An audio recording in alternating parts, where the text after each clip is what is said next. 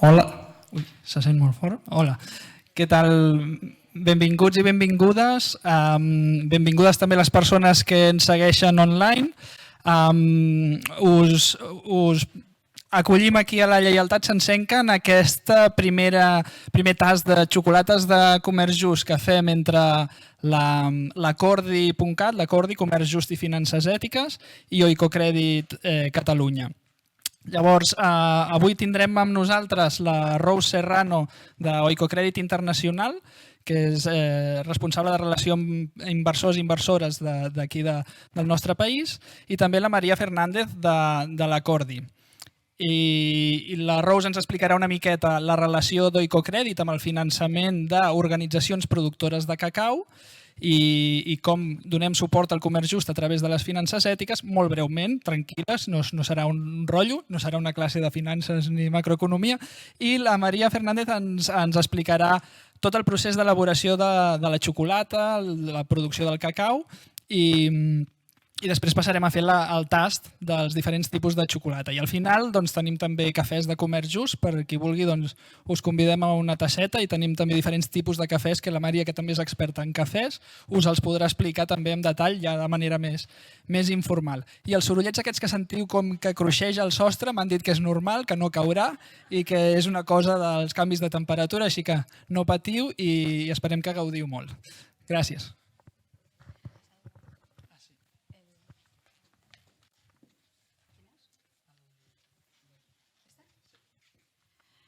Buenas, no m'agrada sense això del micròfono, però m'obliguen. Bueno, me diuen Rose Serrano, alguns d'ací sí que me conegueu. Treballo en Oicocrèdit Internacional. Entonces, primer que res, vaig a explicar-vos el per què estem ací i quina és la relació que n'hi ha entre una empresa de finances ètiques o de finances, que dius, bueno, jo soc una financera, i el que és el xocolate, que és el que anem a provar avui. Bueno, primer que res vaig a explicar-vos què és Oicocrèdit i d'on ve. Estem en l'any 1968. En aquest any va acabar la guerra de Vietnam i per una volta en la vida la tele va fer alguna cosa molt bo i va ser retransmitir tot el que estava passant en la guerra. Entonces la gent va ser molt conscient de lo que estava passant en la realitat quan hi havia una guerra. Això va fer que n'hi hagueren molts moviments pacifistes per intentar que s'acabara el tema de la guerra i que no tornara a passar. A banda d'això, també estem en el tema de l'apartheid i tot el que passa entre blancs i negres, per dir-ho així, en Sud-àfrica. Doncs bé, en tot això que passa en el 1968 hi ha un grup de persones que va decidir, tant ONGs com persones individuals com associacions religioses, que no volien que els seus diners tornaren a financiar una guerra. I això suposa que ara vos sona moltíssim en tot el que estem passant. I ahir va néixer Oicocrèdit, perquè no tornarà a passar el finançar una guerra. A més, el que es va ficar com a objectiu a Oicocrèdit va ser que tots els diners que se recauraren i tot el que ells anaren estalviant o acumulant en aquesta cooperativa que anaven a crear, anar a països del sud. Quan parlo de països del sud no estic parlant de països del sud del mapa, estic parlant de països que estan menys desenvolupats que els altres. Bé, formalment, en 1975 va néixer Oicocrèdit i va néixer com una societat ecumènica. Quin és l'objectiu que té Oicocrèdit des del 1975 fins avui en dia? Sobretot, promoure la justícia social, que les persones i empreses a les que va dirigida aquesta ajuda, aquests diners que la gent fica en la cooperativa, realment tinguin un fit social que ajuda a gent que de veritat ho necessita. I com fem això? Què és el que fem? Doncs primer que res, s'inverteix moltíssim, el 68% diria jo de lo que n'hi ha, en cooperatives, en agricultura. O sigui, el que se fa és s'inverteix en cooperatives que el que fan és ajuden a potenciar el que els xicotets llauraors i la gent que treballa a la terra, o també el que és el ganado o altres coses d'agricultura, que aquesta gent pugui recibir formació, que aquesta gent pugui lluitar en el tema del canvi climàtic, que aquesta gent també, quan hi ha una diferència de preus, pugui lluitar. Després també la inclusió financera. El finançament a pimes, xicotetes empreses, a lo millor pare i mare o pare i fill que volen muntar un taller de motos i que necessiten a lo millor 2.000 euros, que per nosaltres és no res, però per ells és molts diners perquè significa el poder muntar una empresa. Microcrèdits, i això va molt per dones. Passa en molts països d'estos que a lo millor una persona, una dona, vol un xicotet préstec per muntar-se alguna cosa. O simplement, a lo millor per a fer una xicoteta reformant sa casa, necessita a lo millor 1.000 euros i en aquests 1.000 euros ella pot reformar sa casa i els seus fills a lo millor poden tindre més llum per estudiar 1.000 coses. Són sempre préstamos molt rexicotets. També fem cartilles de microestalvis. En els països més desenvolupats passa molt que el banc és una figura que està sempre molt lluny de casa, molt lluny d'on estàs. I una cartilla xicoteta d'ahorro és una cosa molt difícil. Què és el que fa la gent? Pues els diners baix del matalà com s'ha fet tota la vida. Què és el que passa? Pues que si te ven arribar, que si te ve a lo millor l'home un poquet begudet i agarres diners i se'n va al bar i ja s'han acabat, o si te ve el veí i resulta que el s'agarra, pues ja s'acaba d'ahorrar. Pues el que fem són xicotetes cartilles d'estalvi perquè aquesta gent pugui ahorrar totes les setmanes o tots els mesos un poquet de diners. També microassegurances. Què significa això? Això sí ho coneguem molt, perquè en el tema de l'agricultura, moltes voltes, si tu tens arròs o tens taronja o tens qualsevol cultiu, tens que tenir-lo assegurat. Per què? Perquè te ve aquest any una gota fria de les que estem acostumbrats i ja s'ha acabat. Doncs bueno, el que fem són microseguros perquè aquesta gent pugui assegurar la seva collita. I finalment, energies renovables. Així el que fem és, treballem en companyia d'altres empreses que fan projectes d'energies renovables, sobretot energia solar, i fiquem plaques solars, per dir-ho així a lo bruto, en països que més ho necessiten. Per exemple, fa poc se va fer un projecte en el Congo, que era una aldea que estava a 2.000 metres d'altitud i que era molt difícil ficar un cablejat elèctric. Doncs bueno, ficant plaques solars, aquesta gent que està en aquest lloc molt aïllat aconsegueix tindre energia solar, tindre llum, i no sols això, no sols la llum que tens per casa, sinó que, a més, el poder muntar un negoci. Quan ve algú i diu vull diners d'Oicocrèdit, què és el que valorem? Sobretot que generi impacte, que la gent que de veritat ho necessita siga la que de veritat va rebre-ho i que la participació de les dones siga evident, que n'hi hagi un alt percentatge de dones perquè són les més desfavorides moltes voltes. Que siguin inversions sostenibles. Tot el que siga medi ambient sempre estem molt més favorables a financiar-ho i que siga viable econòmicament al final.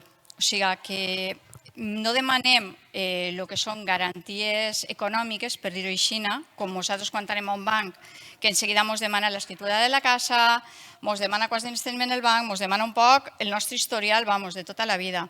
Nosaltres això no ho demanem. Demanem el que és la garantia de la persona. Veure que aquest projecte que ens estan demanant realment té una estabilitat, o sigui, sí que se pot durar al llarg temps. On estem? Doncs bé, en aquest mapa que veureu que hi ha zones en blau marino i dalt en Europa hi ha punters groguets. Els punters groguets d'Europa és d'on nosaltres canalitzem l'ahorro o els diners que la gent vol invertir i tots aquests diners van als països que estan en color un blau més oscur. En els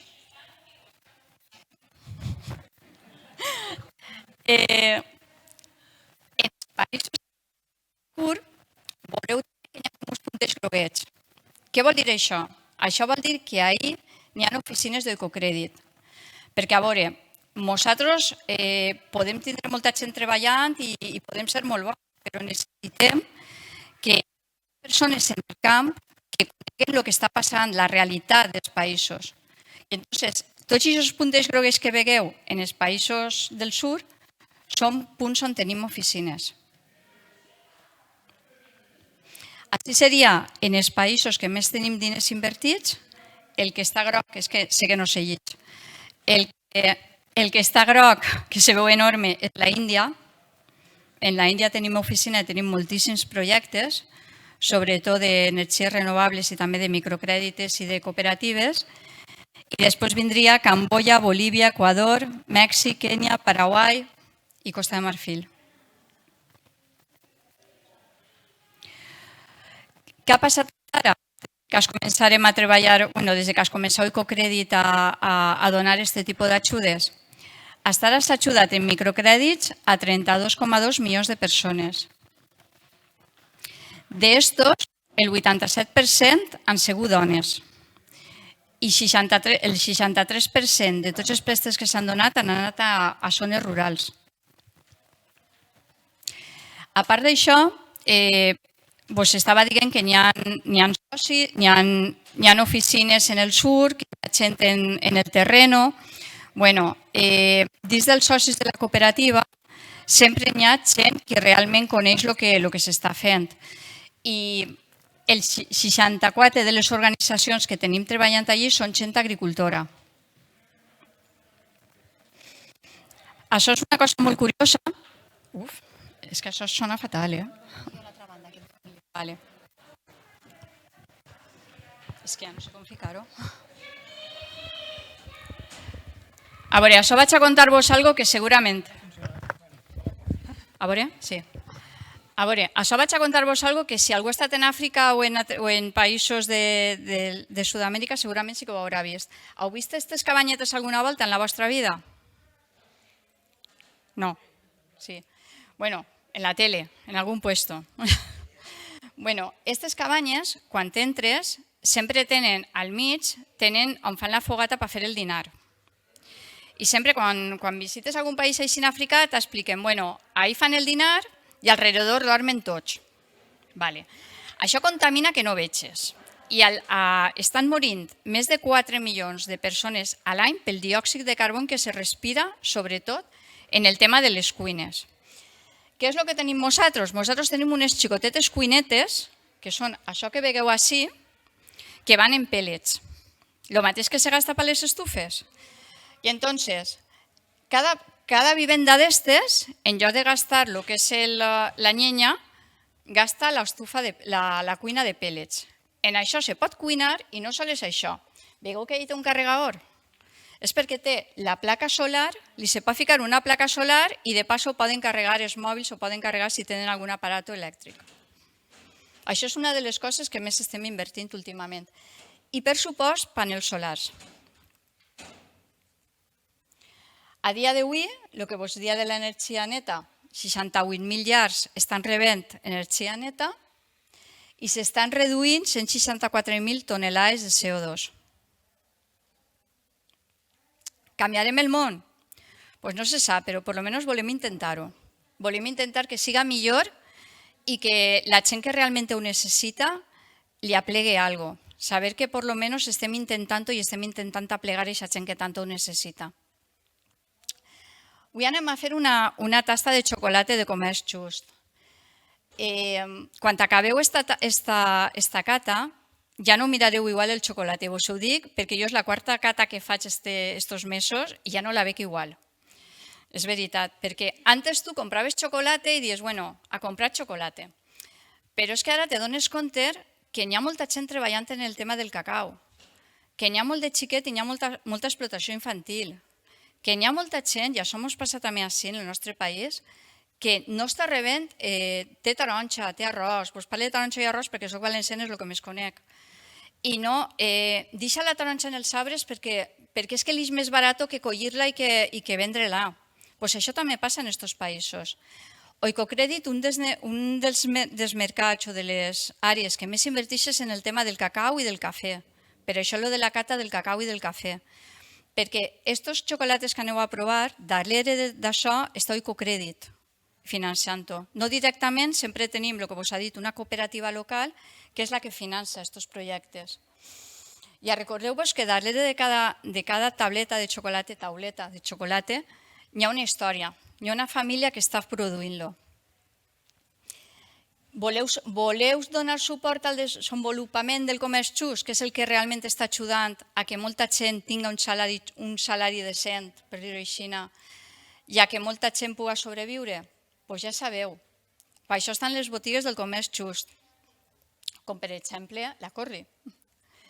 I si no, podeu invertir en Oicocrèdit sense ningú problema. Qualsevol persona a partir de 200 euros ja pot ser inversor d'Oicocrèdit.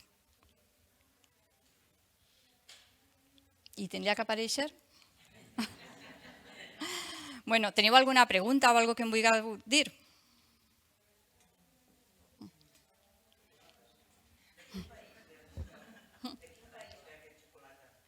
Quin? Ara vos ho va explicar Maria. Jo si espera, que jo tinc un micro aquí i si no se'm solapa. Mentre em posen la meva presentació, jo soc Maria de la Cordi, treballo amb tot el tema de campanyes i fa 12 anys que treballo dintre del moviment de comerç just, sobretot molt en contacte amb grups productors, sobretot de cafè. Jo m'agrada molt el cafè i veureu que moltes vegades faig exemples de cafè. Espera, em canvio de costat, que m'han dit que aquí estic millor.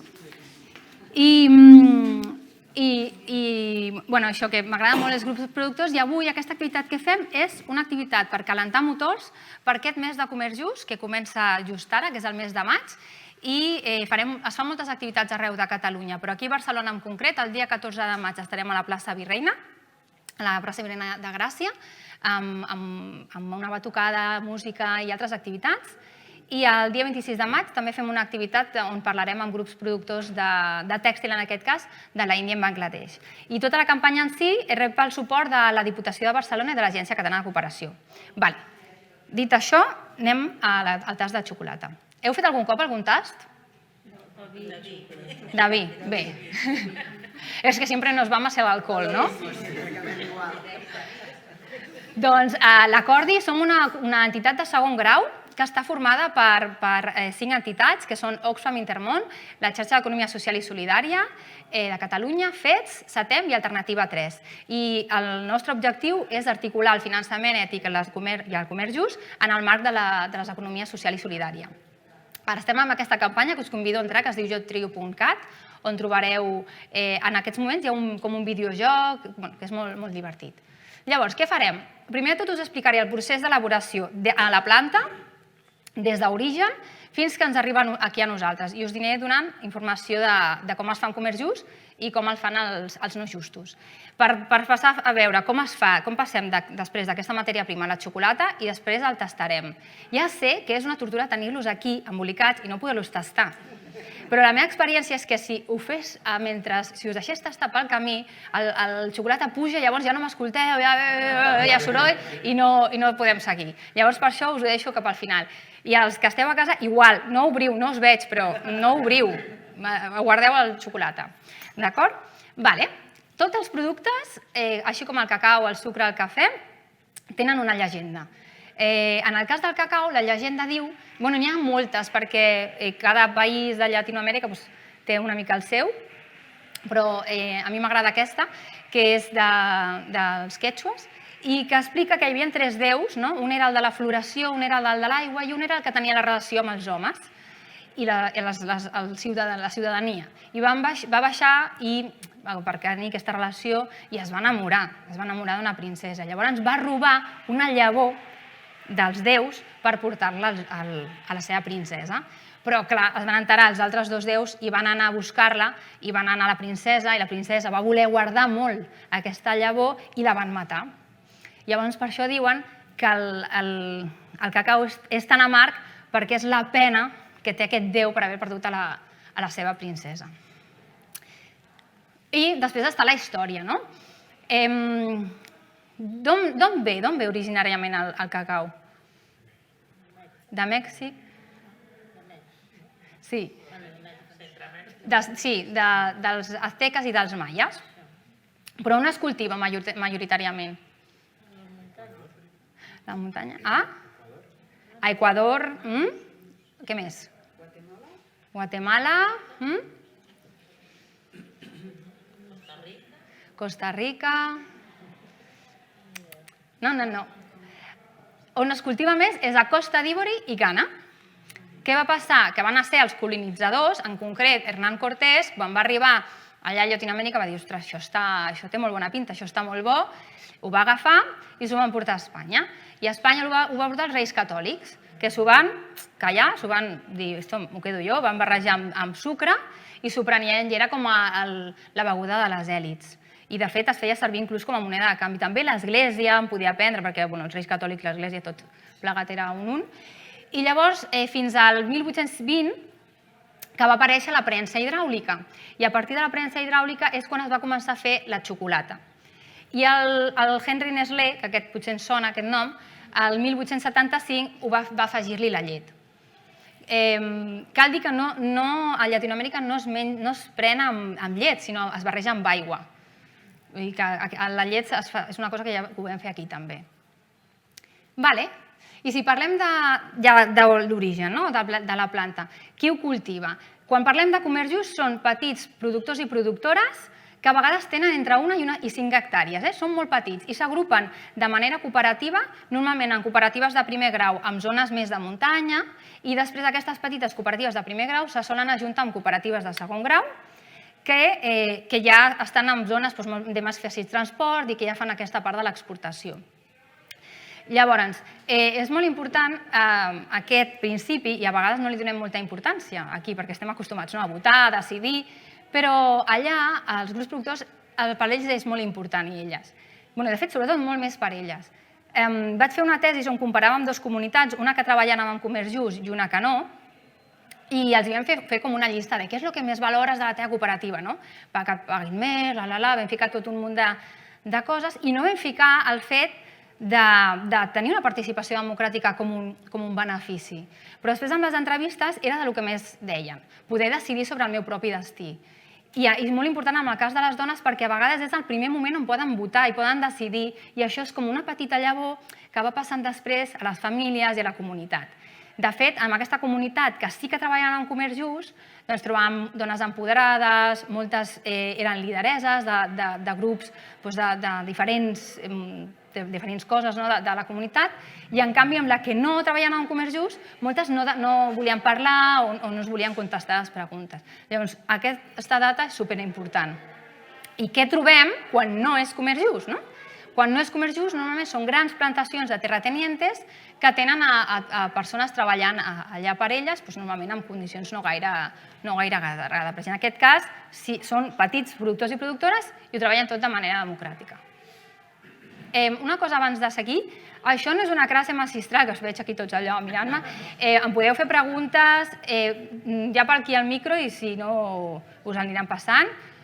Que feu preguntes o comentaris o el que sigui mentre aneu. I streaming també poden fer comentaris, no? També podeu fer pel xat, si voleu preguntar alguna cosa, també ho podeu fer, que no espereu autor de preguntes ni coses d'aquestes. Aneu parant. Doncs no sé si havíeu vist alguna vegada la planta del cacau. No? Sí? Però a la tele sí. És una planta que té uns fruits molt grans. El que li va ficar el nom a la planta li va ficar teobroma, que vol dir aliment dels déus. I té una fulla perenne, triga 4 anys en donar la primera collita i serà productiva entre 25 i 30 anys. I si veieu aquí, que hi ha molta fulla aquí baix, és una planta que necessita molta humitat però que no s'encharqui, que es mantingui molt la humitat. Llavors per això se li deixa tota aquesta fullerassa de part de baix i molt important el tema del respecte al medi ambient, o sigui, no es tiren ni químics ni pesticides a les plantacions de comerç just. És una planta que solament creix a la zona de l'Equador i no pot pujar gaire més perquè pateix molt de fred. És com jo, o sigui, a partir de 21 graus cap a baix, vull dir, malament. I llavors pateix molt de fred. Llavors és una zona d'un clima molt particular. Els productes que més es coneixen de comerç just, que són cafè, cacau i sucre, són productes que aquí no es poden cultivar, perquè no tenim aquesta temperatura tot l'any, de 21 graus, de moment, almenys, potser en uns anys, ja veurem. I això, llavors no es tiren ni químics ni pesticides i hi ha un altre problema molt greu amb el cacau i és la deforestació. El cacau és una planta que, com que necessita humitat, necessita ombra. És una plantació sota ombra. Llavors, què fan quan els petits productors i productores, els que no són de comerç just, els hi paguen tan poc que necessiten realment produir més. Llavors, hi ha molta deforestació, sobretot els grans terratenientes deforesten molt. En el cas del comerç just, no es deforesta, sinó que es foresta, perquè es treballa amb un sistema molt més tradicional i es planten arbres que després puguin ser fruit també de part d'alimentació o arbres que també serveixen per llenya, perquè, com deia la companya, ho fan servir per cuinar. Llavors, és molt important perquè es manté molt, ajuda molt a l'erosió de la terra, a que això, que es mantingui realment els nutrients. Us explicaré una cosa que em va passar a mi, no és allò de me dijeron que me dijeron que me dijeron, sinó que em va passar a mi personalment, en aquest cas de cafè, però es pot extrapolar a qualsevol altre producte. Jo estava en una fira i jo anava per allà passejant i em va venir un senyor i es va posar a parlar amb mi. I no tenia ni idea que jo era de comerç just ni res, i tampoc sap la de vegades que he explicat aquesta història. I es va posar a parlar amb mi i em va dir, no, jo soc un propietari d'una plantació molt gran que tinc a la República Dominicana de cafè, jo em poso a posar pesticides, jo el dia 1 de gener al 31 de desembre que acabo. Jo vaig tirant pesticides i clar, és que la planta se m'estressa molt i al final l'hormono perquè em doni fruit. A part que em va dir que tenia tots els seus treballadors, eren haitians, que són els esclaus de la República Dominicana. Vull dir que quan parlem de químics i pesticides no ens podem imaginar el que fem aquí a Europa, que també està malament, sinó a més són avions que a vegades passen, és igual si la gent està treballant als camps. Sí, de fet, quan han de creuar plantacions que no són de comerç just, són de terratenientes, s'han de ficar tots dintre el cotxe perquè si no es queden enganxosos i fa molta olor, a més, allò, no? Llavors, ni químics, ni pesticides, ni es deforesta en comerç just. Digue'm.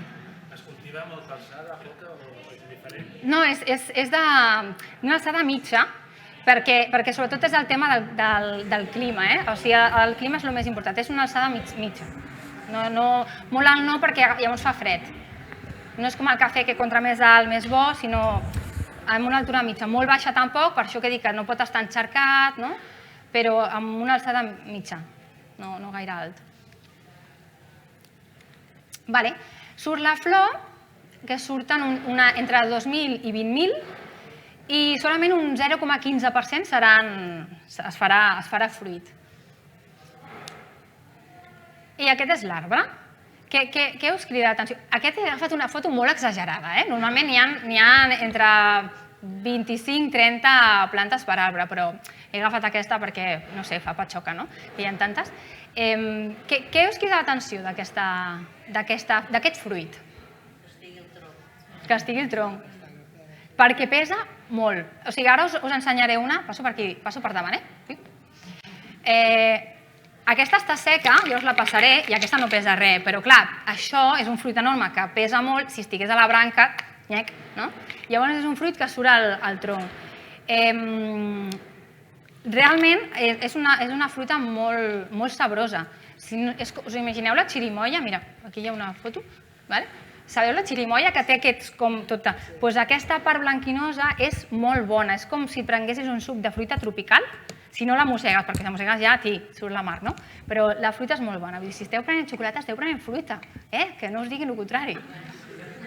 Diu, que com comer fruita tots els dies? No sé, jo ja com fruita tots els dies. Doncs la producció, quan ja està preparada i es recull, aquest fruit pot ser groc, morat, marronet o vermellet. Hi ha diverses varietats. Ja quan està madur, s'obre a cop de matxeta i es treuen aquests granets blancs.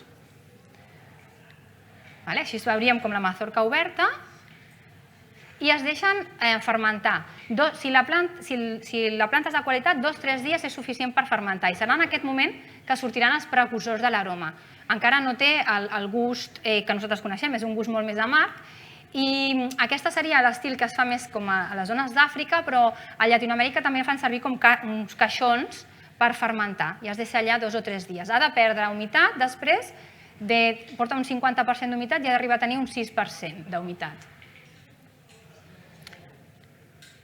i després passa a l'assecadero, que són zones, grans extensions de terreny on es deixa assecar fins que perd aquest 6%. Llavors, un altre principi del comerç just molt important, que és el de la igualtat de gènere. Abans hem parlat del tema de poder tenir vot, poder decidir, poder tenir terres, fan molts projectes per poder tenir terres, perquè com passava abans, en molts llocs qui hereda era l'home. I en molts projectes de comerç just el que es fa és que les dones heredin i puguin tenir les seves terres. Però, a part d'això, que puguin votar, que sempre ens imaginem que tinguin els mateixos salaris, els mateixos drets, doncs amb el comerç just hi ha un estudi que diu que en llocs de consells d'administració, per exemple, en una entitat de comerç just pots trobar un 51% en comparació d'un 12% d'un convencional, un 52% de dones directores en quant un 9%, i un 54% amb càrrecs de responsabilitat i directius en quant un 24%. O sigui, amb el comerç just s'empodera molt a la dona, no solament amb el tema del tracte igualitari, sinó que realment arribin a llocs de responsabilitat. Per això, menjar comerç just és un acte feminista. I consumir roba de comerç just, que el dia 8 de març moltes dones surten al carrer amb samarretes made in Bangladesh. No! No pot ser. Doncs, igualtat de gènere. Vale. Hi ha 3 tipus de llavors. Tots heu vist, no? La fruita ja l'heu pogut veure des de casa també? L'han pogut veure? Sí? Ara aneu aquí, no? Ara us ensenyo la llavor, si no l'heu vist mai. I la podeu olorar. No us recomano tastar-la més que res perquè són les que faig servir pels tallers i va de mamà i així. Però sí que podeu olorar-ho i veureu que no té l'olor de xocolata, és més forta, és una olor així forta, perquè l'aroma encara no el notem aquí. Aquestes llavors n'hi ha de 3 tipus. La criollo és originària d'Amèrica Llatina, té un gust més finet i és una producció més petita. Ara mateix no sé com estan les dades, però pot ser més o menys cap a un 10% de la producció. El forastero és el que es cultiva a Àfrica. Què va passar quan la planta la van portar a Àfrica amb la colonització? Perquè va arribar d'aquí a Espanya i Espanya la va portar a Àfrica. La planta es va adaptar diferent. I llavors per això la planta va ser diferent i dona un altre tipus de fruit. I li deien forastero perquè realment per allà era una planta forastero. Que una cosa que no he comentat és que se li anomenen molts productes colonitzadors, perquè no eren propis d'Àfrica, sinó que els hem portat nosaltres. O de postre, perquè cafè, cacau, sucre. El forastero té un gust així més terrós i llavors hi ha un que és el trinitario, que és un híbrid entre forastero i criollo, que és una mica de més qualitat que el forastero i té així com un to picant. Que hi ha una producció molt petita. La més gran és la de forastero, que sol variar entre els 80% més o menys. Principi de comerç just de màxima qualitat. O sigui, un producte de comerç just ha de ser bo per la productora, bo pel medi ambient, però bo per a la persona consumidora. I ho tenen super present, això, perquè quan vas dir, home, és que tu a mi em dones el millor, jo també et vull donar a tu el millor, i és una cosa que els agrada també destacar. Després, les condicions de treball dignes. Com deia, el lloc on es produeix més és Costa d'Ivori i Ghana. 2 països molt pobres i amb una situació política també sempre bastant inestable, i això fa que és una mica caldo de cultiu perquè hi hagi molta explotació laboral. Ara mateix haurien de cobrar unes 10 vegades més a Costa d'Ivori per realment arribar al límit de pobresa extrema. O sigui, es paga molt, molt poc pel cacau. I això fa que, a part que les condicions són molt dures, que hi hagi moltes persones que no vulguin treballar pel cacau, perquè es paga molt poc. Això sí que és una diferència molt gran amb el comerç just, que tenen condicions de treball dignes. Això vol dir que tenen un contracte, que tenen el salari mínim interprofessional i que tenen que complir l'equipament necessari. Però també és molt curiós, perquè tu quan parles amb les persones treballadores i els dius, bueno, però tu, realment, què t'aporta el treballar per una persona de comerç just, a diferència de treballar per un terrateniente? I et diuen, doncs que dormim a les mateixes cases, mengem a la mateixa taula, els nostres fills i filles juguen junts, perquè parlen més d'un tracte igual a igual i no aquest tracte de terrateniente i persona més explotada o treballadora. Si ells i elles valoren molt clar, tenir un contracte va molt bé perquè a l'hora de certificar també pots garantir que s'han complit totes les condicions, però clar, ells els contractes en realitat no tenen vacances i coses d'aquestes a nivell legal, no? Però sí que ho tenen, amb el comerç just sí que tenen aquestes condicions i es garanteixen. Llavors, això és molt important. Què passa? Com que ningú vol treballar, qui treballa a les plantacions? I això, en el cas del cacau, és molt greu. Si amb el cafè és greu, no tant, perquè les condicions del treball no fa servir machete, són moltes hores de feina, però no és tan greu. En el cas del cacau, sí és molt greu, perquè són eines molt afilades, jornades molt llargues, també hi ha moltes serps, són feines perilloses. I el que fan molt és agafen nens o nenes que són d'un país i van a les famílies i els venen que els donaran educació, que els ajudaran a tenir una millor vida, que els donaran feina. I llavors s'emporten aquests nens i els canvien de país per desorientar-los i els obliguen a vegades a treballar a canvi d'un plat d'arròs. I això està existint avui en dia, està a l'actualitat, no és una cosa del passat, sinó que està passant ara. I alguna com la xocolata, que és alguna tan dolç per nens i nenes, doncs és bastant amarg per altres nens, sobretot d'Àfrica, en aquest cas. Llavors, en el comerç just no hi ha explotació infantil, això es garanteix. Això no vol dir que no ajudin a les plantacions, perquè van a vegades amb les famílies, però no poden fer cap feina que no sigui pròpia de la seva edat, han d'estar escolaritzats i s'han de respectar les lleis internacionals de la infància, que són molt importants. Ja heu vist totes les llavors? Ja ha passat per tot arreu? Molt bé. Doncs, com deia, no té cap aroma i aquí el gust que té el cacau és molt amarg. Si el mosseguéssim veuríem que és molt fort. Ara ja el tenim preparat per exportar i ara el venen. I ara és quan es diu es paga un preu just. Què vol dir que es paga un preu just? És l'únic de números que hi ha, us ho prometo.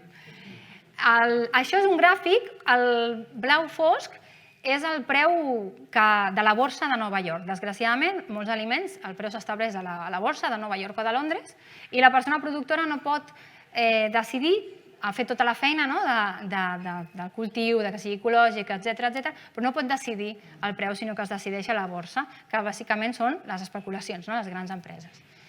Llavors, aquest blau fort és el preu i aquest blau fluix és el preu mínim que garanteix el comerç just, que és un preu mínim de seguretat.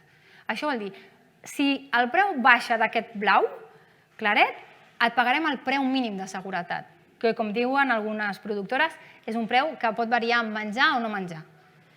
I si el preu puja, es paga el preu de la borsa. O sigui que és un preu únicament de garantia.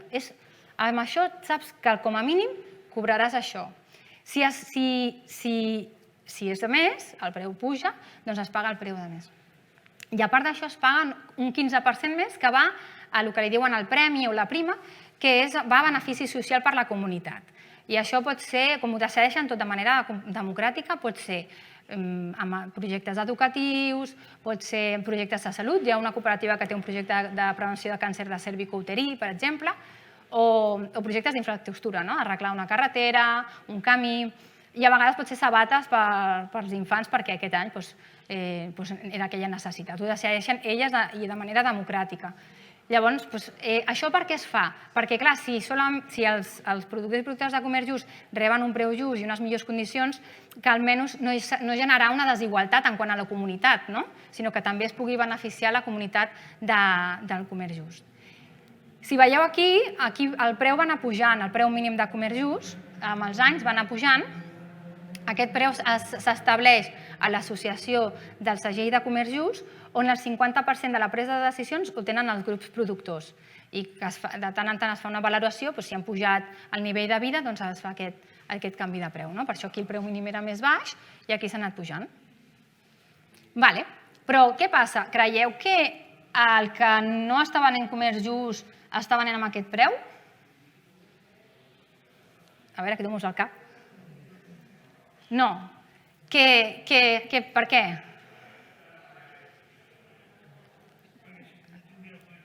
Clar, perquè en realitat això és de l'intermediari, del preu de la borsa. És a dir, que en realitat la persona productora, si no està en comerç just, que sí que ja venen directament a l'exportació perquè hi ha menys intermediaris, està venent per sota d'aquest preu, perquè aquí hi ha molts intermediaris. És a dir, imagineu-vos que encara és molt més baix el que rebria la persona productora. I què li passarà a aquesta persona? Perquè, clar, rebrà molts pocs diners, de seguida necessitarà diners i a qui li demanarà? Xin, xin, xin, xin. Perquè, clar, anirà a un banc i, com deia la nostra companya, li diran a veure, paper de les terres, a veure, salari, a veure els teus guanys. Ui, no. A part que tenen molta por d'anar a un banc. Vale, i llavors qui? Qui li deixa els diners? Clar, el Oicocrèdit podrien deixar-los, si aconseguim que hi hagi més persones sòcies, que puguin arribar a més grups productors, però qui podria ser? Aquí els compradors, no? O sigui, el que li compra, aquest intermediari, que tenen uns noms tan bonics, en alguns països com piranya o tiburon, animals tendres. I llavors anirà allà i li diré, ei, mira, jo necessito diners, no et preocupis, jo la meva producció te la venc a tu l'any que ve, però deixa'm diners perquè ara és que necessito, i diran, vinga, vale, doncs et deixo, i li deixarà uns dinerets. I clar, en aquests moments passes de tenir jefe i banquer amb un sol, que no és la millor condició del món.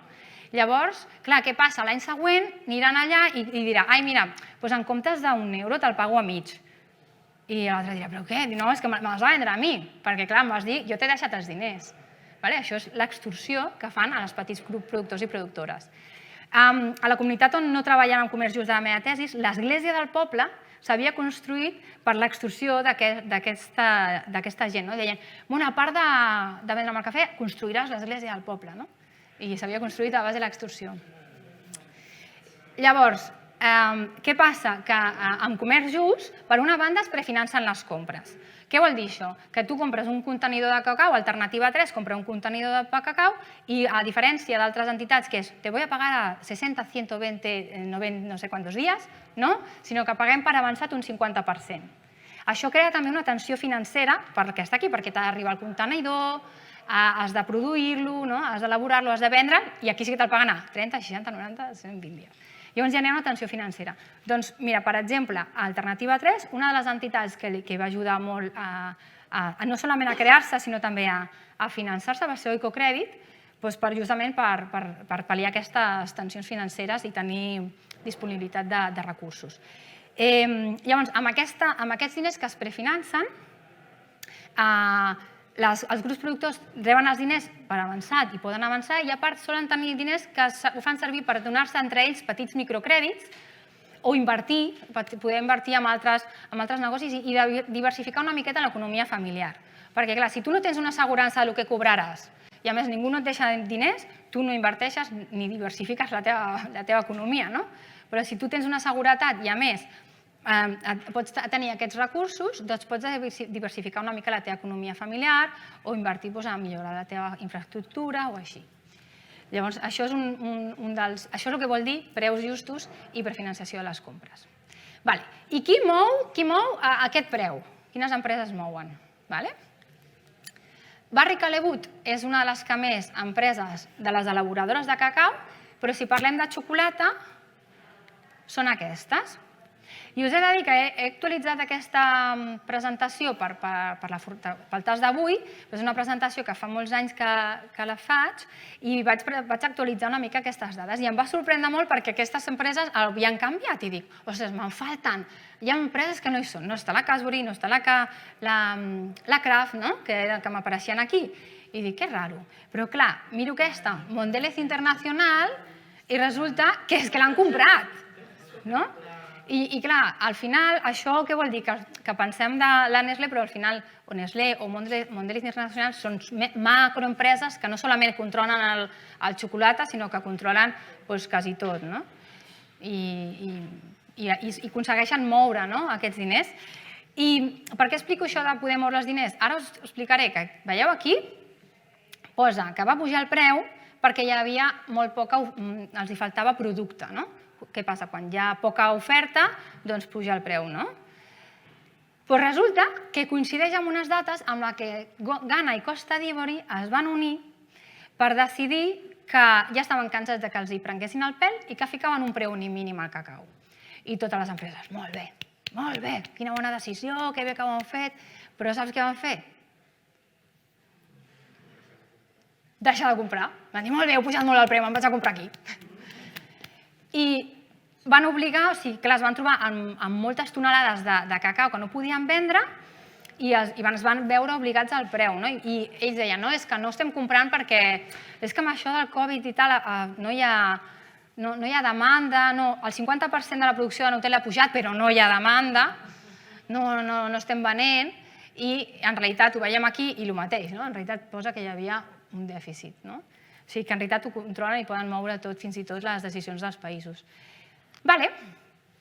Un cop l'hem pagat, sabem que hi ha menys intermediaris, hi ha un estudi d'Oxfam Intermón que diu que pot arribar a 150 intermediaris i amb el comerç just no, hi ha reducció d'intermediaris i a més són a llarg plaç aquestes relacions, no és anar a comprar el millor postor, sinó són relacions molt duraderes.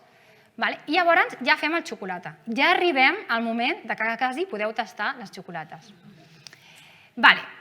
Tenim... Fins aquí tot bé? Alguna pregunta? Perquè us veig molt callats. No sé si és que volem... Vinga, que avance, que quiero comer. O bé? Molt bé. Alguna pregunta per allà? No? Tot perfecte. És que serà això, que ho explico tan bé, que diu, no hi ha cap dubte tot el que explica. Doncs agafem... Ara anem a fer el xocolata i llavors aquestes llauretes el que es fa és que es torren, es treu aquesta cascarilla i es molen. I al moldre surt el licor, això és amb una torradora, aquí una mica artesanal, i surt això que és licor de cacau. Aquest licor de cacau es prensa, el que dèiem de la premsa hidràulica quan havia sortit per primera vegada, i es prensa. I al prensar-lo surten dos productes, la pasta de cacau i la manteca de cacau. La pasta de cacau, sí. Licor sense cacau, i sense alcohol. Sense alcohol. Ja veus? Com sempre anem a l'alcohol. Doncs no, sense alcohol. Es diu licor de cacau, però no és licor de cacau. La pasta de cacau es passa a pols, que amb això es faria un cacau instantani. I amb la manteca què es fa? Pintar llavis. Cacau de llavis. Cacau de llavis. I què més? També es fa servir com a cremes.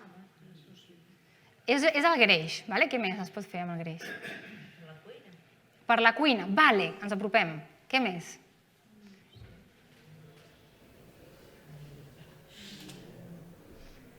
No? Bien, xocolata blanca. La xocolata blanca és greix. És solament greix, amb sucre. Sí, per això es diu, no, és que no és sana. Bueno, perquè és greix, bàsicament. Llavors, separem la manteca i la pasta de cacau. Llavors, agafem una mica de pasta de cacau, una mica de manteca de cacau, li posem sucre i això ho barregem tot amb el conchado, que es diu. Si heu vist la pel·lícula de... em sembla que es diu Chocolate, hi ha un moment que ja està. Lo importante es mezclar-la. Doncs allò és el conchado. I és una part molt important que s'ha de fer molt bé perquè el xocolata després sigui fi en boca. Si us trobeu alguna vegada algun xocolata que és farinós, doncs és perquè el conchado no s'ha fet bé, s'ha fet ràpid. Llavors, perquè quedi aquesta sensació fina i com tendrosa, el conchado s'ha de fer bé. En realitat, amb aquests 3 productes ja n'hi hauria prou. En alguns casos s'afegeix una mica de la citina de soja, que és com d'emulgent, però és que no es necessita res més. Llavors, aprenguem una mica a llegir, que després llegirem els nostres, però llegim els ingredients. Que si li afegeixen altres greixos, no són necessaris. Això ja farà que el producte ja perd qualitat i es fa per tema de preus. Si li afegeixen cacau en pols, per exemple, no cal, perquè ja li has ficat pasta de cacau. Tot això, si hi ha altres afegits, ja us ha de sonar a alguna cosa del producte.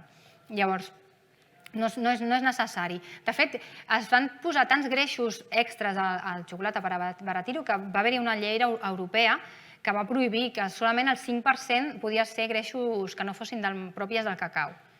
Però aquests 5, algunes sí que els segueixen posant. De fet, jo una vegada amb un producte que també portava una mica de galeta, llegint, vaig llegir que portava os de mango. Os de mango. Os, el gos de dintre. Que per tot això fa pes. I després s'emmotlla. i es passa per un procés que es diu el templado, que és passar a passar-ho fred i que també és molt important com ho fas perquè, sobretot per el color que tu vegis al final, sigui tot homogeni i no tingui canvis d'aspecte. Aquesta foto la vaig fer jo i us ho prometo que vaig estar a punt de fer xxxt. Però vaig dir després, segueixo parlant allò, no he fet res, tot el xocolata. I llavors aniríem a la part de cata. Fins aquí seria l'explicació de comerç just, a part d'un petit detall que us faré després, però amb això us he explicat tot el procés d'elaboració, les diferències entre un comerç just i comerç tradicional i els principis, no? Que a veure si algú me'ls pot dir, o entre tots, i totes. Els principis de comerç just que els he anat explicant durant tot aquest procés. Sí, no? Treball digne, condicions de treball digne, respecte al medi ambient, a la igualtat de gènere, decisions democràtiques en format de cooperativa moltes vegades, el preu just, què més ens deixa? Màxima qualitat, prefinançament de les compres, i crec que els hem dit tots, no? Sí? Doncs ara ja aniríem a la part més de cata. Avui fem una cata de 3. Un és amb llet, que porta un 32% de cacau. Quan parlem de percentatges de cacau, un 32 vol dir barreja entre pasta i manteca, o sigui, entre els dos. L'altre és un 58 i l'últim és un 85. Teniu alguna... Abans de començar amb la part de boca, voleu fer algun comentari? No? Tot bé, perfecte. Com anem de temps? Sí? Perfecte. Vale. Perdona, per què és tan famosa la xocolata belga? Perquè veig que posa belge en xocolata. Sí. Per què és tan famosa? Mira, jo quan vaig estar buscant informació de xocolates, hi ha molts països que s'atribueixen al fet de no, vaig ser jo qui vaig fer el millor xocolata. Uns són els bascos, els belgues i els suïssos. Però és molt famós perquè allà es menja molta xocolata. És que es menja molt i n'hi ha molta. I vas a qualsevol... La meva parella, la família viu a Bèlgica i és igual al moment del dia que sigui, que sempre hi ha xocolata. Sempre hi ha moments per prendre xocolata. Jo suposo que és la cultural. No sé el cert, però és molt cultural. I Oxfam, la seu internacional, està a Bèlgica. Doncs quan es fan les cates es fa amb els 5 sentits, com era el títol d'aquesta activitat. Farem servir la vista, el tacte, l'oïda, l'aroma i el gust. La vista normalment es fa quan ja hem obert el xocolata, però jo començo abans i mirem els envasos, que és el que es comentava d'aprendre a llegir una mica els envasos que tenim. I com veieu aquí, en tots podem veure que és un producte de comerç just. Aquí estan els segells, que són de comerç just, hi ha aquests 5 segells, i aquí ja veiem, els xocolates que tenim ens estan ja donant informació i ens diuen aquest producte és de comerç just. També ens diu que bite and fight, que és mossegada i lluita, aquests petitets que són d'Oxfam. I ens donen, si mirem a darrere i portem les ulleres de prop, doncs veiem que posa que són productes, que hi ha productes que són de comerç just, de petits productors. Em poso cap allà, un moment, que tinc la taula, i obro.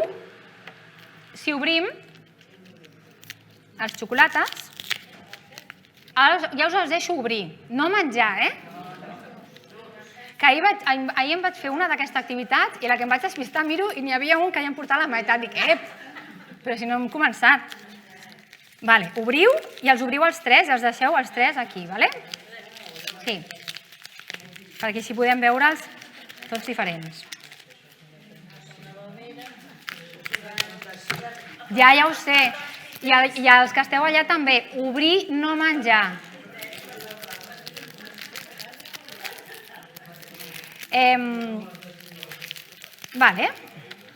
I els poseu en ordre. Mira, una de les coses que també podeu veure, en el d'Oxfam també tenim informació per dintre, que inverteixen en educació, amb desenvolupament sostenible, un futur millor per la família...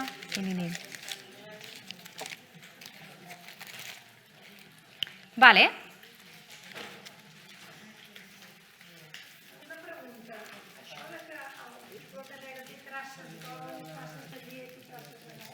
Sí, el tema de les traces és simplement que a la fàbrica on es fa pot ser que estiguin fent un xocolata d'ametlles o així. En la majoria de casos solament t'avisa d'això. Què passa? Que si ets una persona al·lèrgica t'obliguen a tenir una separació d'una paret. És a dir, tu diries aquí amb avellanes, aquí sense avellanes, però ho has de tenir separat per una paret. Llavors, la majoria de fàbriques, sobretot les petites, i en aquest cas amb comerç just, de moment són empreses petites o mitjanes, doncs no poden tenir una separació d'una paret. Llavors t'obliguen a ficar que té traces. Però és sobretot perquè si ets una persona superal·lèrgica, que si t'ha arribat allà, doncs que ho sàpigues. Però és únicament això, que a la fàbrica es treballa amb això. Els dos xocolates que tastem, un és d'Oxfam Intermón i l'altre és d'Alternativa 3. Oxfam Intermón és una entitat que, entre moltes de les coses que fa molts projectes de cooperació internacional, d'aigua i, per exemple, amb el tema de la guerra també està amb ajudes. També té una branca que distribueix molts productes de comerç just i té també una marca de roba sostenible que es diu Vera Luna. I Alternativa 3 és una cooperativa que està aquí a Terrassa que elaboren cafè, cacau i sucre de comerç just, són fabricants també. Espera, vaig a ficar-me a l'altra diapositiva que en dirà millor. Llavors fem la part de la vista. Què hem de veure aquí? Poseu-los cap amunt, que veieu el dibuix, gireu-los. I aquí hem de veure, per exemple, si el color és uniforme, si brilla, si té brillo. Si, per exemple, en el cas de les persones que ho heu rebut a casa, hem patit una mica per si havíem patit calor, perquè, clar, amb aquest procés de trasllat no ho controlem. Quan hi ha calor, què passa? El color pot variar i veuríem xocolata que tindria unes taquetes com blanques. Això és la manteca de cacau que ha pujat. Això en boca no canvia, no perd qualitat, però, clar, visualment sí. Llavors, això ho podríem veure aquí. I aquí es veiem, els tres són bastant brillants, sempre el llet sempre té una mica menys de brillo i és un color que, com el veieu? El veieu uniforme, el veieu... És un color uniforme. El de llet sempre és un color menys brillant. L'altre dia també em deien que hi ha empreses que perquè brillin hi fiquen cera. Com fan amb les taronges, es veu que el xocolata també, que es fica cera. Aquests són naturals i és una de les primeres coses que valoraríem. Ara, quan obriu els xocolates a casa, tots com uns experts, mirant. L'altre és el tacte. El xocolata ha de fer clac quan es trenca. El de llet, si ho provem, ho vaig a fer al costat del micro, veurem que no fa tant sorollet. Veus? Un pum. Sí, les cates s'han de fer sempre a uns 20 graus i després no hauríem d'haver menjat res, però tampoc estar en dejú per tenir la boca preparada per fer el tast. Si mireu ara a l'altre negre, heu fet ja el clec? Veus que és molt poquet. Si fem l'altre, el negre aquest, ja fa una mica més.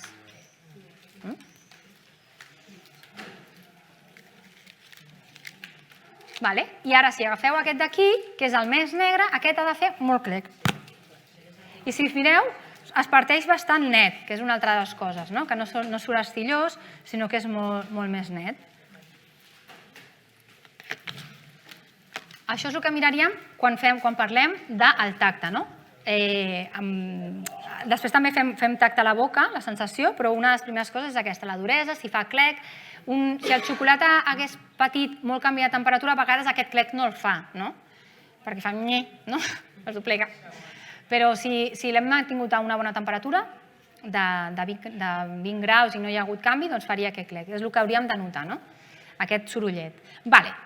I anem a la part de l'aroma. i comencem primer amb el més fluix. Sempre es fa del més fluix al més fort perquè tant l'olfacte com la boca es satura quan es fa cata. Fa uns anys abans treballava a Alternativa 3 i participava a la part de cata de cafès i me'n recordo que l'Antonio, un dels de la cooperativa, que és el que feia totes les barreges, em va portar 2 cafès i em deia cata aquest, i jo el catava. Cata aquest, i el primer m'agrada molt més, està molt més bo, i al cap d'una estona va venir i em va dir cata aquest. I jo, no, és que el que més m'agrada és el primer. I em va dir, vale, doncs els acabo de girar. Per què? Perquè el primer et satura la llengua. Si no fas un pas al mig, doncs no notaríem el canvi. Llavors, ens l'apropem al nas i olorem. Hi ha 2 maneres de fer l'aroma, és ara i després farem una altra que es llama el retronasal, que és molt interessant també. El retronasal és quan el tenim a la boca i traguem i fem com els cavalls, cap al nas, tirem, no? Llavors, ara fem normal. I aconsello tancar els ulls perquè a mesura que ens anem fent persones adultes perdem completament el sentit d'imaginació. Llavors, no vull sentir, això em fa olor a xocolata. No. Completament no. És com l'esperança, que sempre està, però espera una mica. Llavors, ens el posem al nas, aspirem bé i intentem veure a veure a què ens evoca, a què ens recorda. A casa també, a veure, i si ho sabeu a casa també, ens ho escriviu al xat. A veure què us sona. Va, hi ha un que és molt fàcil. Llet. Xocolata amb llet? Llet. I aquí es nota molt. Això és que han fet servir llet i no llet en pols, perquè es nota molt aquesta olor com de llet autèntica. Aquest és llet de vaca, sí. Però es fa amb altres llets. Doncs no coneixo, però es podria fer, la veritat. Està tan de moda les llets. Segur que sortirà. D'aquí un any o 2 en fem una amb llets diferents. Ara hem donat idees, i... Hi ha una altra. Cacau. Això ho notarem amb tots. Sí, perquè aquest porta molta manteca. Sí, perquè porta manteca. Però hi ha una altra. A veure, què diuen? Vinga. Espera, micro.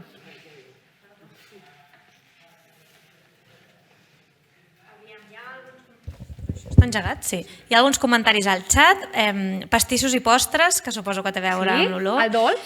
Xocolata un altre cop. És interessant saber també que 2 xocolates del 70% cacau no tenen per què tenir el mateix cacau, perquè se suma tot, la pasta i la mantega. Sí, això ho m'he explicat. I la primera xocolatera a Europa va ser fundada a Catalunya. Mira, veus? Ara, jo ja et dic ja aquí cada un s'assumeix el seu. Però, sí. Pastissos i dolços és perquè és sucre, no? El sucre. Però hi ha una altra cosa, i el que deia és el que us explicava abans. O sigui, que sigui 70% és la barreja entre cacau i pasta de cacau i manteca. Llavors, a vegades dius, ostres, m'agrada més aquest de 70 que aquest. Doncs potser perquè la proporció és diferent i a tu t'agrada més o més fort o menys. Vale. Una cosa més que heu de notar. Una altra. Clar. Tots, us rendiu tots i totes, no? I caramel? Carmel, molt bé! Carmel. Sí, senyor. Sí. Abans de passar-lo en boca, anem al següent aroma. Molt bé, sí. Aquest té molt d'aroma de caramel. Anem al segon i ara us donareu compte que no tot olor a xocolata, perquè només que us l'apropeu al nas veureu que és molt diferent.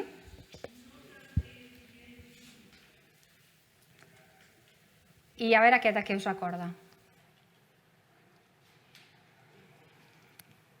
Aquest és més difícil perquè no és tan evident, però també es pot deduir.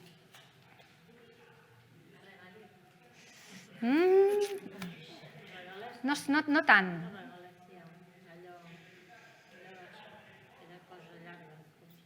Com el pal de la regalèssia. Jo li noto una altra cosa.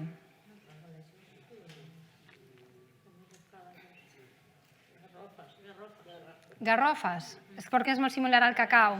Podria ser, sí. Podria ser una mica de garrofa. Però hi ha una altra. A veure. Al xat es rendeixen i aquí també? Al xat? Carla, es rendeixen o no?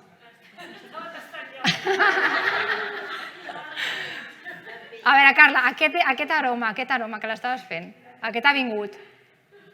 No? No ens ho dius? Carla? No t'ha vingut? Vale. Ja, què diuen? Ah, això és bo, Diuen a tabac, però no he fumat en ma vida, no.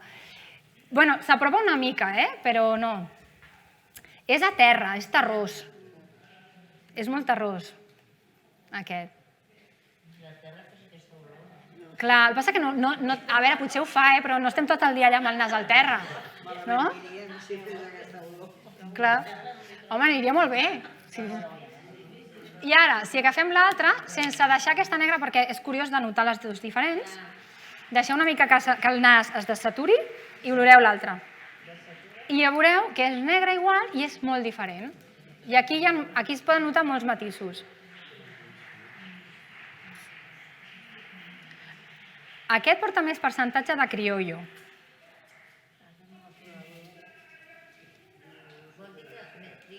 Era la que és més originària d'Amèrica Llatina, que és més fi, se li diu, bueno, sí. Normalment les xocolates, a no ser que fiqui que és criollo, són barreges que fan de les 3 llavors per aconseguir la tonalitat que es vol, Igual passa amb el cafè.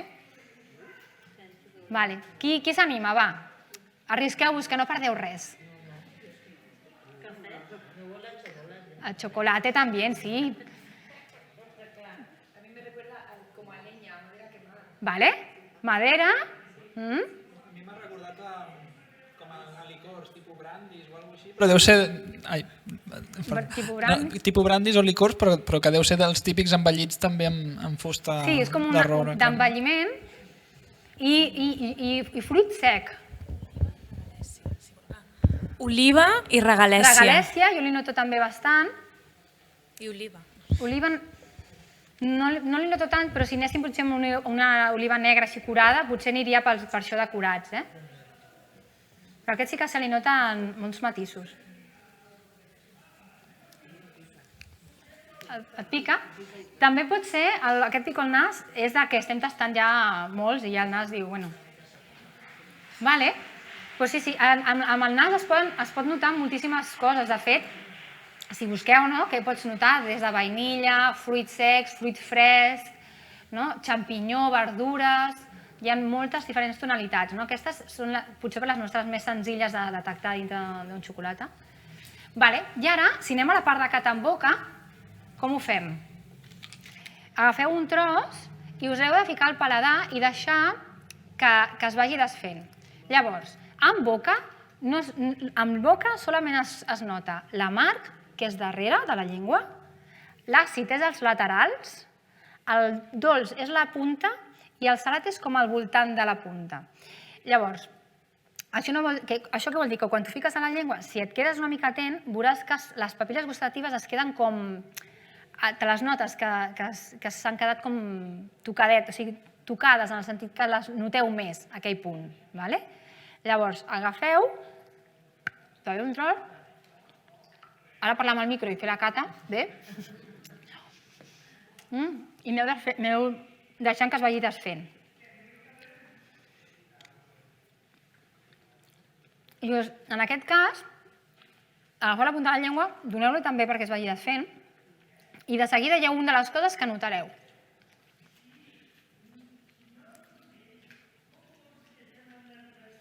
Què és?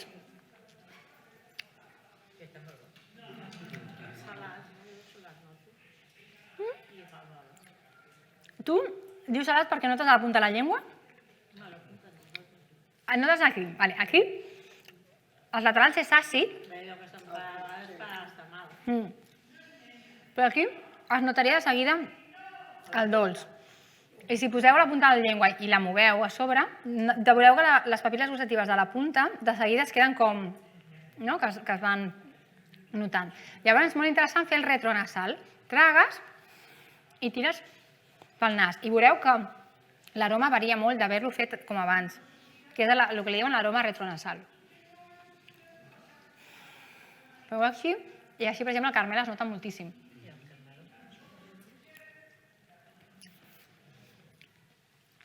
Jo m'imagino que a casa esteu igual, no? Aquí jo miro i estan tots. No? Amb la boca. Molt bo, no? Però aquest retronasal l'heu fet perquè és molt interessant, Això ho podeu fer amb el vi, també, si tragueu, i es nota molt el retronasal. Per passar d'una a l'altra hem de beure aigua.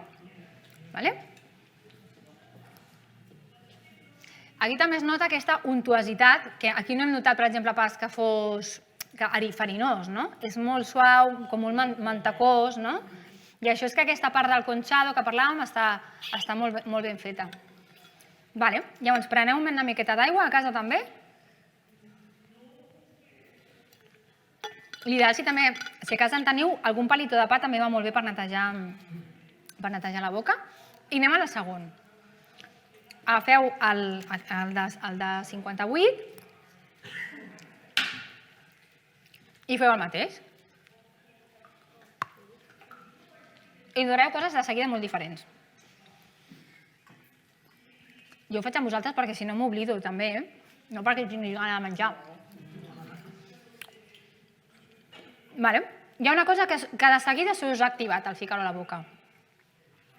L'amarg i hi ha una altra cosa. La saliva. I la saliva s'activa quan és àcid.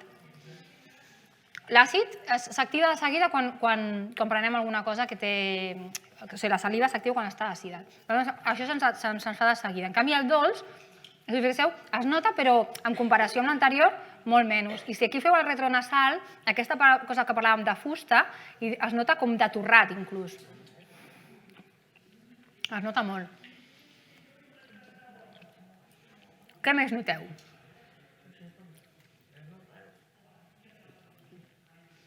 Clar, aquí també va a gustos, perquè anem passant a més forts i n'hi haurà els que... i els altres que... no? Què tal a casa? També? Això de parlar com a casa d'aquí em sento com si fos a la tele, saps? Què tal en casa? Com ho vais? En aquest, per exemple, és un xocolata superfi. Vull dir que de seguida t'omple tota la boca. Aquesta sensació que és... i que és molt homogeni. Que sí que notem aquesta acidesa, sí que notem amarg, però és molt homogeni. O sigui que te'l prens i no t'embafa i de seguida en podries seguir menjant. Una xocolata que, tot i ser ja un 58%, doncs el notem amb la boca, jo el noto molt fi i molt agradable. Què més li voleu dir? A part de... Està bo, bé. I ara anem a l'últim. I en aquest també notarem molt... Això, preneu aigua primer. També.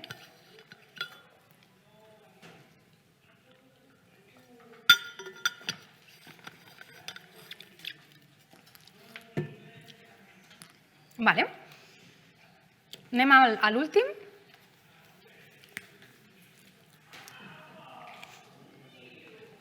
Aquest és un 85 i ho notem de seguida entrant en boca.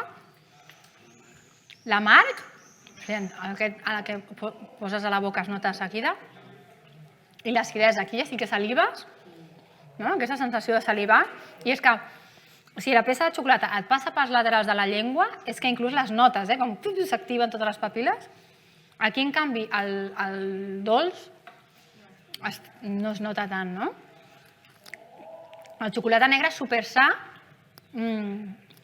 a part de ser afrodisíac, el xocolata en general. Va molt bé pel colesterol, per baixar el colesterol. Sí, i per la pressió alta, també.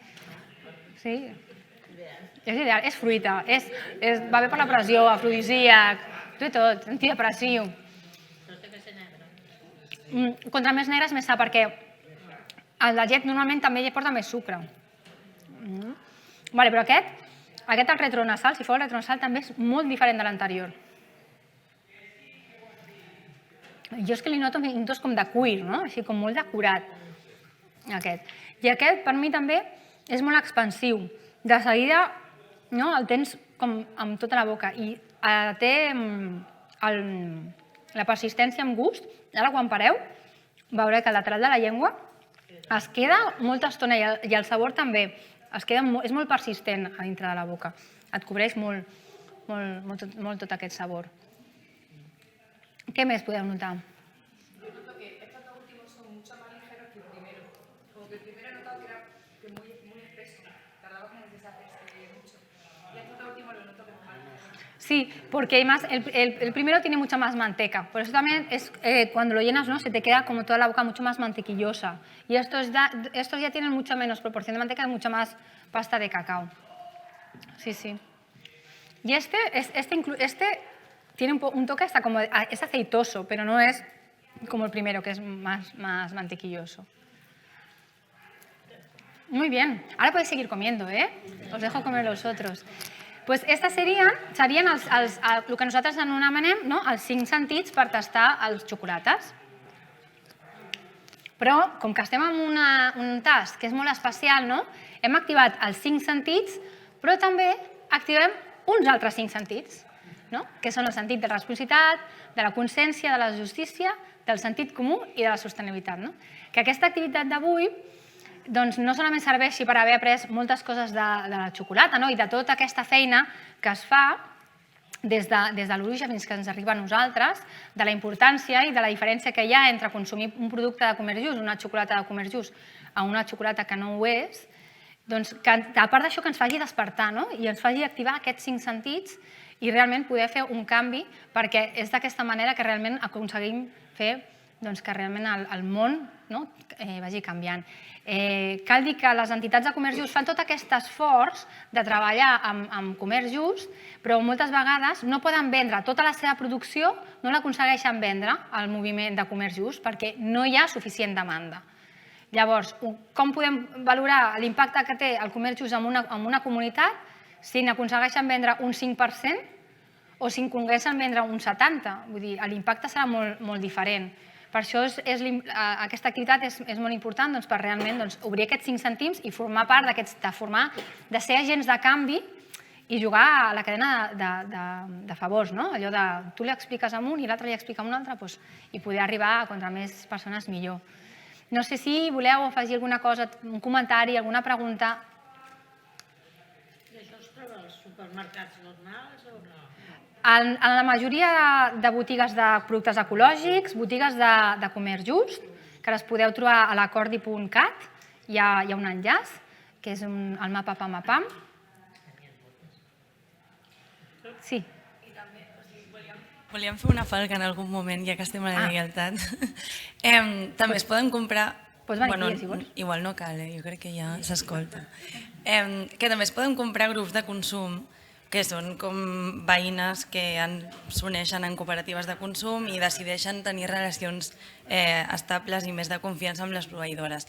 I ja que estem a la lleialtat, aquí al barri hi ha un grup de consum que es diu Panxa Contenta, que estem just aquí sota, i és això, som un grup de veïnes, actualment jo crec que som unes 10 unitats. Mira, la Lali. Espera, que et passem el micro. Jo també soc una panxa contenta, no sé si us heu fixat. No, que amb la pandèmia hi ha hagut algunes unitats que han marxat a viure fora de Barcelona i ara just vull dir que hi ha places, poden entrar més gent i que estarem encantats. És una cooperativa, en realitat. Cooperativa vol dir que és una mica de feina i una mica de dedicació, però com més gent siguem, doncs també menys impacte de feina extra, però que val la pena. Jo després us passaré això a qui us interessi i estem aquí baix en el magatzem 2 els dijous. I els que esteu des de casa, segur que a prop de casa vostra també podeu trobar alguna cooperativa de consum, algun grup de consum, on a part també de poder adquirir productes de comerç just d'una manera molt més directa amb els productors i productores, també existeix una relació que a vegades es fan formacions i es comparteix molt i és també una relació molt interessant. També a altres llocs on podeu trobar això és botigues ecològiques, botigues de comerç just i en algun supermercat pots trobar algun producte. Però són accions de fe que fan les entitats perquè hi hagin allà. Els supermercats cooperatius, que també s'han obert bastants, ara un aquí a Barcelona. Bueno, també es pot aprofitar les fires, no? Les Com per fires. exemple la FESC a l'octubre, A la FESC també es venen. o la de consum responsable a Plaça Catalunya. Aquest any ja no es farà, desgraciadament.